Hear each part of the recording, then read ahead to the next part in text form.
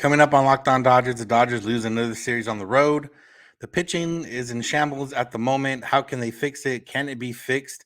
And Max Muncy, is he just struggling or is this how he is now? That's what's on tap, so make sure to keep it Locked On Dodgers. You are Locked On Dodgers, your daily Los Angeles Dodgers podcast. Part of the Locked On Podcast Network, your team every day.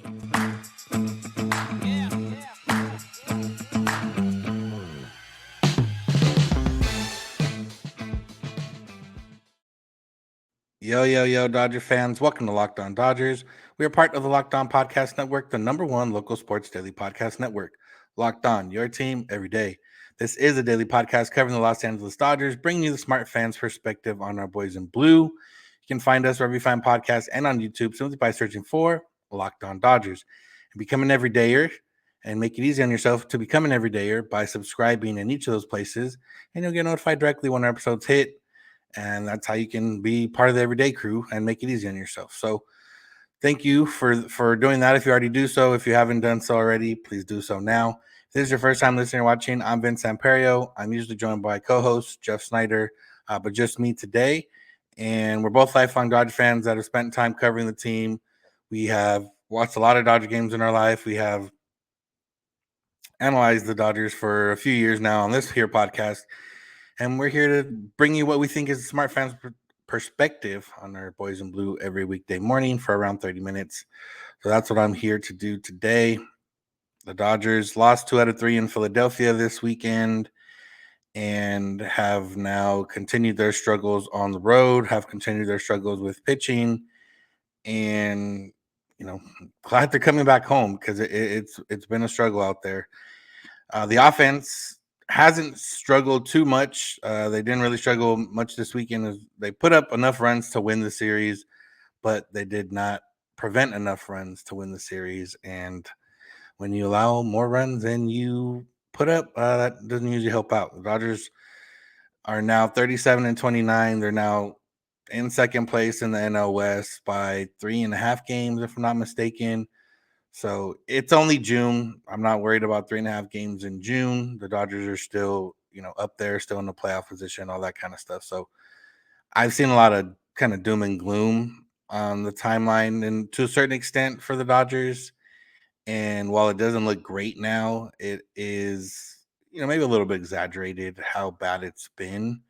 And it's just a matter, that's the nature of the beast. That's how the way the roster is right now, the way the injuries have piled up in certain areas, just the way they've haven't been able to catch their breath in a while now when in regards to pitching, in regards to the bullpen, in regards to everything else. Um, you know, that's just the way it is. So, you look at this weekend and the bright spot once again, we'll talk about the bright spot, Bobby Miller. Bobby Miller pitched on Saturday in the Dodgers game that they won 9-0. Bobby Miller went 6 innings, gave up no runs, and has continued, his hot start to his career in the major leagues. He now has a .78 ERA through 4 games in the majors. He's gone at least 6 innings in 3 of those. And, he's been, if he did not come up and handled it the way he's handled it, who knows where the Dodgers are at this point, because he's been, like you said, 5 innings, 6 innings, 6 innings. He has a 16 scoreless inning streak right now. So far, he has a .78 ERA, 23 innings pitched, 23 strikeouts, .83 whip. He's been pretty much everything you can ask for. 7 strikeouts last game, 7 strikeouts the game before. So, he's starting to get more comfortable. This game, he started off a little bit slow, was pretty inefficient. The first couple innings was at around 50 pitches after 2 innings, and ended up getting through the next 4 innings on about 54 pitches, something like that. He finished over 100 pitches. But after that second inning, there wasn't too much stressful innings on his end. So it wasn't, and like he threw 104 pitches recklessly. It was a controlled 104 pitches that were a little bit stressful in the beginning and weren't stressful after that. On Friday, the Dodgers scored 4 runs, lost via walk-off. Caleb Ferguson gave up a home run to Kyle Schwarber. So not fun there. Caleb Ferguson's been struggling a lot. That game, Michael Grove didn't get the start, but he was the bolt guy. They started Victor Gonzalez to get through those lefties, Schwarber and Harper in that first inning before handing over to Grove. Grove has struggled against lefties in his career so far, last year and this year. And I guess technically the opener worked because the Dodgers didn't allow any runs in the first inning, but you would have liked to have seen Victor Gonzalez been able to finish the inning. He ended up coming out with one runner on. Um, Michael Grove came in. He got the last out. Grove pitched okay the next 3 innings. He only gave up one run. And then it all kind of fell apart in the 5th inning. He gave up 3 runs. That ended up holding up until the 9th inning. The Dodgers put up 3 in the 7th. JD Martinez hits a home run. And then Kyle Schwarber hits the home run off Caleb Ferguson. So, starting pitching wise, you get 4 innings from Grove. It ends up being 4 runs. Not ideal. You get the 6 innings from Miller, and then Sunday was a bullpen game, and it was just a handful of arms that didn't give the Dodgers what they needed in terms of not allowing too many runs. Once again, Caleb Ferguson struggled. He gave up a run, although he didn't give up much hard contact in that first inning, but still wasn't able to get the swing and miss when he needed it. Ends up giving up a run. You got Taylor Scott, who struggled in his short time. He gave up 2 runs. Again, that he didn't give up the actual 2 runs. Adam Kolarek did, which, by the way, Adam Kolarek is back with the team. He ended up giving up the 2-run single, but again, a bloop single. Dodgers got beat by soft contact early in this game, and maybe a little bit of not bad defense in the outfield, but defense that could have been a little bit better, or at least could have tried. Jason Hayward maybe could have dove on that one that fell in for the 2-run single. I don't know if he would have got it, and I know why he maybe didn't want to risk it, but those 2 runs were going to score regardless, so it wouldn't have been the worst thing to see him try to lay out and go out for it. But either way, Vesia gives up an inning in his run, and then Robertson gives up 5 hits and 3 runs in his inning of work in the 7th.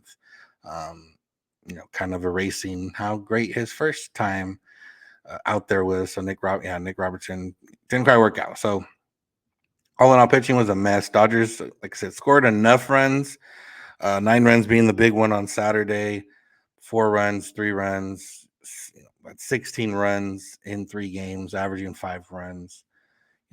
It could have been good enough, but it wasn't. And yeah, I mean, there's no way around it. The Dodgers pitching is struggling right now. They are currently 22nd in baseball with the 4.49 ERA. Starters have a 4.29 ERA, which is 16th, and the bullpen has a 4.76 ERA, which is 27th. And this is not something we're used to seeing from the Dodgers. We're used to seeing them, top 5 overall, definitely top 5 starters. Most of the time, the last few years, top 5 in bullpen. And it's just uncharacteristic of what we expect from them.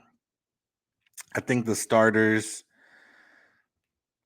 that matter right now, I'm not concerned about the starters ERA. Bobby Miller is good.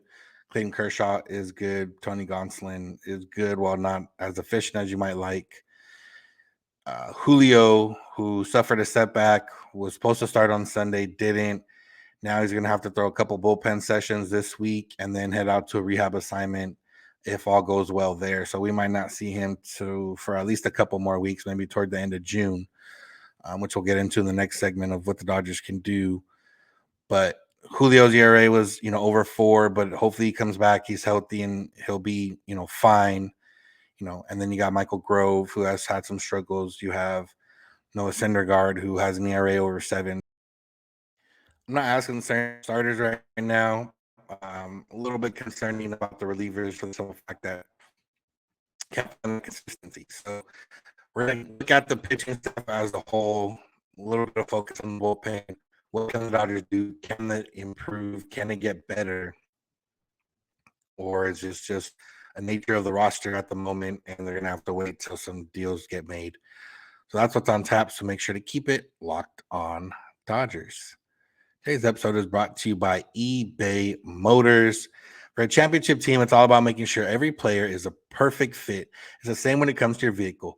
Every part needs to fit just right. So the next time you need parts and accessories, head to eBay Motors. With eBay Guaranteed Fit, you can be sure every part you need fits right the first time around. Just add your ride to My Garage and look for the green check to know the part will fit or your money back. Because just like in sports, confidence is the name of the game when you shop on eBay Motors. And with over 122 million parts to choose from, you'll be back in the game in no time. After all, it's easy to bring home a win when the right parts are guaranteed. So get the right parts, the right fit, and the right prices on ebaymotors.com. Let's ride. eBay Guaranteed Fit only available to U.S. customers. Eligible items only. Exclusions apply. Back at it and here to talk about how the Dodgers can be better. Can they be better? What's coming up on the horizon, that kind of stuff. So right now, off the top, like I mentioned, Julio out for till the end of the month. So right now, the Dodgers only have 4 healthy starters: Kershaw, Miller, Gonsolin, and Michael Grove. Michael Grove, the uptick in his velocity was there again this past Friday. He didn't quite have the sharpness of the slider, which wasn't helping too much with swing and miss. And realistically, at this point, he's struggling second time through lineup. And if he ever gets to the third time through lineup, so you can't really count on him for more than 5 innings at this point. And, an occasional 6 innings you might get that are good. But at this point, he's probably a 5 inning, 2 times through a lineup guy. Hopefully that's 5 innings.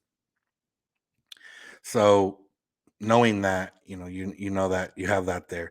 Gonsolin, if he can be efficient,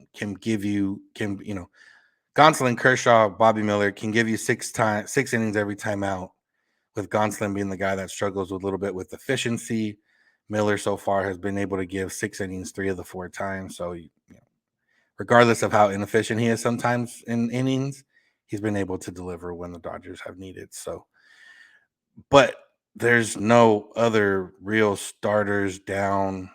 You look at the 40-man roster and there's no other starters like on the 40-man that can come up. There is Gavin Stone. He struggled a little bit since going back down. He hasn't quite figured it out down in AAA.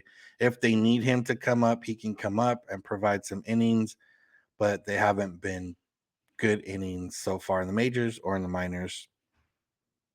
So, not sure exactly what you can expect out of him. So the Dodgers, Dave Roberts mentioned that they might go to with days off and with the way they can handle it till Julio hopefully gets back in a couple weeks, that they can make it through with some more bullpen games. Ideally, you don't want to do that because the bullpen hasn't been good, and having a part of your team that hasn't been good pitching the entire game, probably not ideal. But like I said, there's nobody on the 40-man roster right now other than Gavin Stone that can come in and give you starter innings that aren't already up. Andre Jackson can give you bulk innings. He came up, he threw 3 innings, closed out that game on Saturday, was optioned right after. He would be the next guy after that can give you more than 1 or 2 innings. So there's not somebody on the roster right now that's currently on the 40-man roster. Couple things to note: Alec Gamboa, Emmett Sheehan, and Landon Knack have all been called up to OKC Dodgers, so they're 1 step away. So in theory, one of those guys could get the call if the Dodgers need a starter, or if Julio's hamstring continues to bother him and he's going to be out longer and the Dodgers do need a 5th starter. One of those guys would conceivably be the next guy called up. Gamboa got called up last minute for OKC, had a good first start. Landon Knack went almost 8 innings in his last start in AA. I don't know if it's been officially announced. I put out there that Landon Knack got the call to OKC from someone. I heard that from someone, and if it's not officially announced, it should be officially announced here in the next couple days. And then Emmett Sheehan, that was reported by somebody else, but that he's expected to get the call up to OKC. So I mean, it's another month down for some of these minor leaguers, so that makes sense. Pretty much the first couple months of the season, or every month or so, is when you start seeing promotions, or if too many, or if the major league team takes some from the AAA team, then AAA team will get reinforcements from the AA team. So it's around that time, anyways. So we'll see how these guys do in AAA. And like I said, realistically, we're going to see one of them with the Dodgers here in probably the next month, unless something drastic changes. So, but I mean, just arm wise in general, like the Dodgers, Phil Bickford went on the injured list, so he's down right now. So you got the guys that are currently active. You got Yency Almonte, who at this point is a mixed bag. You don't know what you're going to get. You got Caleb Ferguson, who's really struggled his last few times out. And it's not necessarily stuff wise, but with him, it's command and controlling the zone and throwing the pitches where he wants to throw them. He's had issues with that. Victor Gonzalez has been pretty good for the most part. Bruce Dark Gratterall, swing and miss has gone away from him the last few times out. He still gets beat by soft contact sometimes. You can't necessarily count on him right now. But he is one of the more consistent arms in the bullpen right now. Adam Kalarick, he looked pretty good. Other than that bloop single, he looked fine on Sunday. So he may be a guy that can continue to give you some innings here and there. Evan Phillips has been, pretty much lights out. Then you got Nick Robertson, Taylor Scott, Alex Vesia, who at this point, Robertson and Scott are probably not major league arms, quality arms, but they can give you spot innings here and there, and hopefully those innings are scoreless. And then you got Vesia, who has been up and down since coming back up. I mean, he's had a couple good outings, he's had a couple not good outings. So there's just no consistency in the Dodger bullpen. And even with some of these guys, even like guys like Almonte, Vesia, Ferguson, you can hope, and that is the hope that the Dodgers have, that their stuff is going to win out, but they haven't. Well, I mean, Ferguson has been more recent than the entire season, but it hasn't been consistent. So right now, you really only have Evan Phillips, who you can count on to be good, and even then, he'll struggle once every so often. You have Victor Gonzalez, who for the most part has been pretty good, but there's just no consistency there, and that there's not really an answer on the roster to kind of make this team better right now. And that's the bad part, is that, well, I guess there are potential answers, but those potential answers are putting young guys in spots that you don't know how it's going to go, like Landon Knack or Emmett Sheehan. Could they pitch in the majors? Maybe, but that's not a for sure. There's not really any relievers that are out there on the roster, that are out there right now in the minors that'll be like, oh yeah, those guys can for sure come up and help the team. Even down in AAA pitching wise, I mean, Justin Brule's there. Obviously, we know that. But other than that, I mean, there's not, and there's guys that have pitched in the majors that have either struggled or been inconsistent, and that's the reason why they're not on the major league team right now. Like Justin Brule, you got Zach Birdie, who was on the 40 man, but then ended up clearing waivers. You got Andre Jackson, you got Jake Reed, you got Wander Suero, you got Gus Varland. There's not an answer on the OKC side. We don't know how those answers from the guys that just got called up or the guys in Double A are going to be. And the other part is there's not necessarily a trade market right now. There's not that many teams that have valuable trade assets that are also far enough out of the playoff picture to want to make a deal right now. The Royals, we talked about Aroldis Chapman. I believe Ken Rosenthal had Aroldis Chapman. Basically the Royals were looking to trade Aroldis Chapman and Scott Barlow if they were going to trade some relievers. If they couldn't attach somebody like a Salvador Perez to Chapman in order to shed some salary, then they might attach Chapman and Barlow together and try to make a package deal. Would that help the Dodgers right now? Yes, but we don't know the cost. And the one thing about trading, early in June is that you can kind of set your market at least and not go by, when it comes to July, once somebody overpays for a starting pitcher or a reliever, then everyone's going to be looking to get an overpay for a starting pitcher or a reliever. Whereas if you trade in June, you might avoid that overpay or at least set the market low enough to where you get ahead of it and you get an extra few weeks of their pitching services. But like I said, the A's and the Royals are pretty much the only two teams that are far enough out of it for you to be like, okay, yeah, like let's go with the guy. And the A's don't have much pitching wise that can help you out, and the Royals do have a few guys that could help out. So we'll see there. But teams like the Nationals, who are, in theory, not all the way out of it, but realistically, they're not going to compete with the roster they have. So, but even then, like, how many arms do they have that are available for trade that are good enough, for the Dodgers? And I guess the bar is a little bit lower than in years past to what can help the Dodgers, but it's also a matter of what does it cost? Like, does a prospect in the Dodger system, even a number 15 prospect in the Dodger system is a lot different than a number 15 product on somebody else. So if someone's looking for a number 15 prospect on your roster, it's a lot different for the Dodgers. Do they want to give that up? So there's not much out there. I don't know how much it can improve right now. And it's just a matter of guys pitching better. For the moment, it's a matter of guys pitching better. And that's the sad reality of the situation, but that's the reality of the situation. They need starting pitchers to go 6 innings at least every time, and they need, the relievers to do their job.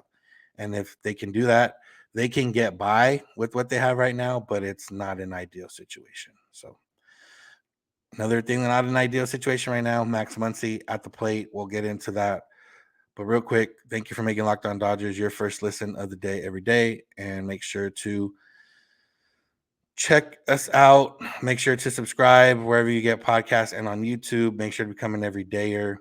And also remember, if you can't watch the game, you can always listen to the game, Sirius XM or the SXM app. All you got to do is search Dodgers, and you get the home broadcast to any game. Dodgers do not play tonight, but you can always listen to us on Sirius XM or the SXM app if you search Locked On Dodgers. So let's search Dodgers if you want to listen to the home broadcast for any game. Search Locked On Dodgers if you want to listen to us, which tonight or tomorrow morning you can listen to us because there's no game tonight. So, all right, last topic away from the pitching. Max Muncy has not been good recently, and almost for an extended period hasn't been that great. On the year, Max Muncy's hitting 191. That's not good. But his on base percentage is 323, which is okay, decent enough considering he has a 191 batting average. His OPS is just under 800 at 797. That's not ideal, but it's okay. He does have the 18 home runs. He does have the 45 RBI. So he's been able to contribute offensively. But a lot of that contribution has not been recent. You look over the last week, Max Muncy's has an OPS at 315 OPS over the last week. That's not good. Over the last 2 weeks, he has an OPS under 600. And over the last 30 games, he has an OPS of 611. So he hasn't been good for a while now. And I guess, you go over the last 30, an OPS of 611. That's not good. But you can say, okay, 6 homers, 17 RBI. Like, he's contributing enough to make it okay, where you don't notice it.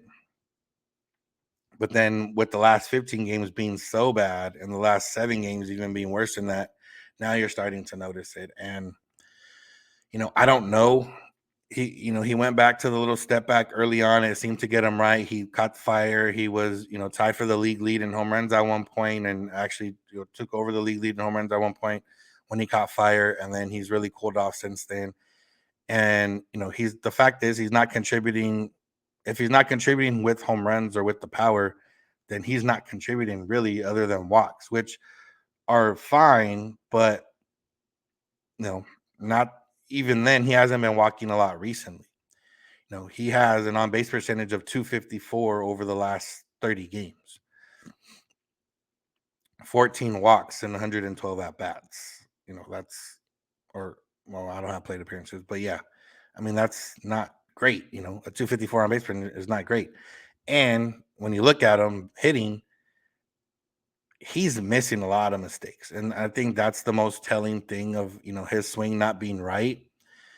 When Max Muncy's swing is right, he's punishing mistakes. And right now he's missing a lot of mistakes, which, leads you to believe, obviously, that his swing isn't right. So the Dodgers, there's really no, similar to the pitching situation, there's not an answer of how do we fix this on the roster right now.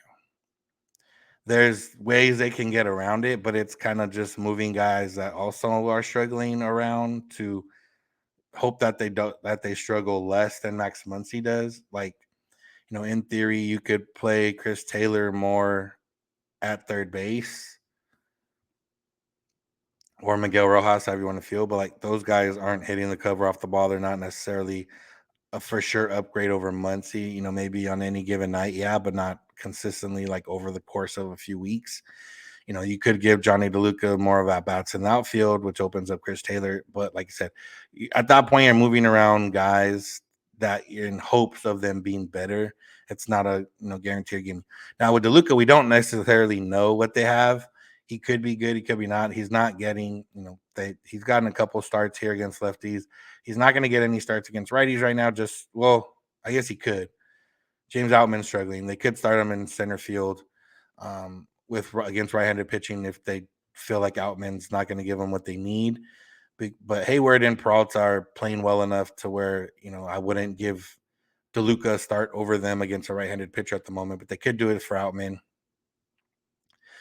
But for Muncy, I don't know what he needs right now. And I don't know what, exactly how they can fix the struggles, but he just needs to get back to punishing mistakes at the very least and being a threat in the middle of the lineup. We've talked about the 1 through 5 a lot, and that 1 through 5, it's been Mookie and Freddie and Will Smith.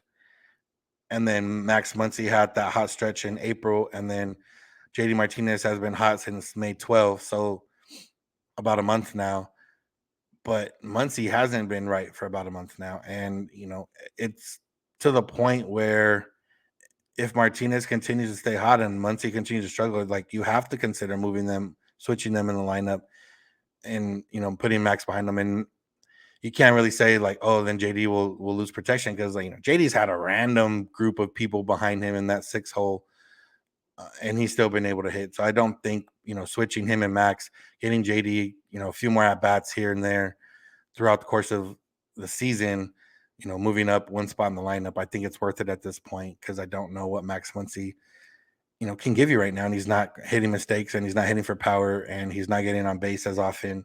He's not really doing anything that benefits the team, especially in the number 4 hole. So, yeah, I don't know what they can do in Muncy. I don't know if it's mechanical. I don't know if it's just a cold stretch.